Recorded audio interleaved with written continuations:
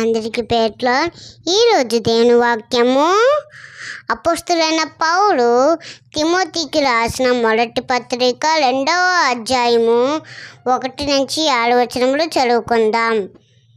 మనం సంపూర్ణ భక్తియు మాన్యతయు కలిగి నెమ్మదిగాను సుఖముగాను బ్రతుకు నిమిత్తము అన్నిటికంటే ముఖ్యంగా మనుషులందరి కొడుకును, రాజుల కొడుకును, అధికారుల కొడుకును విజ్ఞాపనలను, ప్రార్థనలను, యాచనలను, కృతజ్ఞతల స్తుతులను చేయవలనని హెచ్చరించుచున్నాను. మనుషులందరూ రక్షణ పొంది సత్యమును గూర్చిన అనుభవ జ్ఞానం గలవాడి ఉండవలనని ఇచ్చించుచున్నాడు. దేవుడు ఒక్కడే, దేవునికి నరులకు మధ్యవర్తి ఒకడే, ఆయన క్రీస్తు యేసు నరుడు.